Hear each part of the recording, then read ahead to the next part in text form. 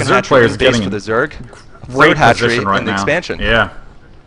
Yeah, I mean, this is exactly what you want to be doing as Zerg, if you can break the wall off. Personally, I prefer to just let the wall off finish and to get gas and do that sort of thing. Because really, if you're building cannons up on that high ground, there's not a lot of space to add on more cannons, so if you want to go Hydras and bust it fairly quickly, you can, and Protoss is always at a significant disadvantage if you can do that quickly enough. But even right now as Zerg, this is a beautiful spot to be in. And ooh, look at this nice wall around the cannon. Ah, I love that so much. Oh wow, yeah, you're absolutely right. And this guy, whatever you say about him, he's a great wall builder. Go ahead. Yeah, the one thing, the immediate thing I thought about when this cannon went down is that gas is totally vulnerable. I believe if it was Type B against Best on Return of the King, Best put a cannon in a really weird spot that a lot of players questioned, but again, the whole point of it was to make sure that his gas wouldn't be able to be killed by lings like this, because losing your gas when you're in a situation like this is devastating, because right now, with no gas, what is Protoss's game plan? He can't do anything. He really needs to get that cybernetics core down if he wants to do some magic, because right now, his expansion's delayed, Zerg is already getting a much better economy, and this is just a dangerous situation for Protoss to be in. Yeah, I mean, I think this is one of those 99% situations where you think, you know, only, you know, players like Reach can pull this off, or of course, maybe Bisu, Stork. But, you know, even then, I think this is such a you know, terminal situation. The Zergs can go Hydralisks right now, and we're going to see that indeed. 3-hatch Hydralisks should be able to defend no gas Protoss here. 3 hatcheries Hydralisks, and you know, really the Protoss came so close. I mean, do you think the Protoss could have done a better job with that wall in? Because I mean, he likes these walls, but man, I gotta say, the Zerglings got right through that one. I don't think he expected that. I think he thought his probes created an airtight place, but it wasn't. Yeah, I'm interested to see what sort of prep he did for that. Whether there might be a place where you could get an actual ling-tight wall-in going on there. I'm not sure about it, just because it's kind of an outrageous strategy. This is a little bit of an overreaction about Zerg to build this creep colony. I mean, really, there's been no zealots approaching him. There's, I mean, really no reason to build creep colony. Even if there were zealots coming, they're coming from one gateway, so he could easily defend by adding on 2 more links. I think that's one thing to definitely highlight for more inexperienced players, is that when you get a huge advantage like this, a lot of times players do this weird thing where they make way more defenses, because they think, well, I'm already at such a big advantage that I may as well just try to not lose. But really, by putting down sunken colonies like this, or making too many defenses, you're really sort of chipping away at your own lead, so definitely try to steer clear from that sort of excess.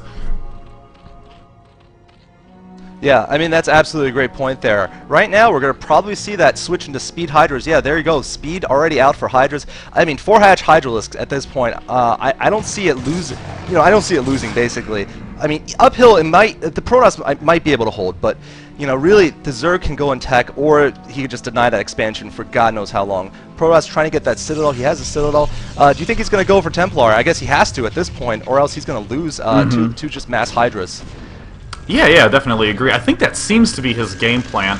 I'm not sure how well that's going to work out, considering that Overlord's already at the right side of his base, and he can easily defend it with those speed Hydras. So, you know, just like you were saying, 3-hatch Hydra in this situation is pretty close to lights out for Protoss, but, he's adding on a second gateway, so I'm curious if he's going to do any sort of push, because a lot of times if you see a Protoss player wanting to expand, he'd be building a pylon just at the edge of those minerals down there, so we could sneak a cannon on that ridge. Yeah, I mean, I don't know what exactly the Protoss is thinking. I think maybe his game plan involved a 3-minute game plan, basically just knock the Zerg out. I don't know what the reasons would be. I mean, Tifa isn't a poor player, but like I said, maybe he's scared of Jolin. I mean, or maybe he just had the master plan. We're going to have to see, though. I mean, I don't know if he has a plan at this point. Like, what is the plan? I don't know. Zealots, he's going to have 1 gas Templar.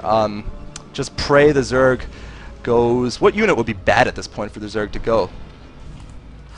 Really, it's hard for Zerg to mess up at this point. I mean, this is just such a great position, and I mean, really, you can't bash the Protoss too much for this, because he clearly had a cute game plan. Oh, well, I'm going to put that on hold, because we see some Hydras trying to poke their heads up, but these 2 cannons and these 4 Zealots should be able to repel it without too much of difficulty. But I mean, really, Protoss probably had this beautiful game plan, you know, that all revolved around the success of that wall off, which almost worked, and when it failed, I mean, there's really not much you can do as Protoss. This is probably the best you can hope to do, is to do some sort of cute bust with Dark Templars and see, oh, there's the Dark Templar. Oh, I think that's a big mistake to be trying to attack these Hydralisks.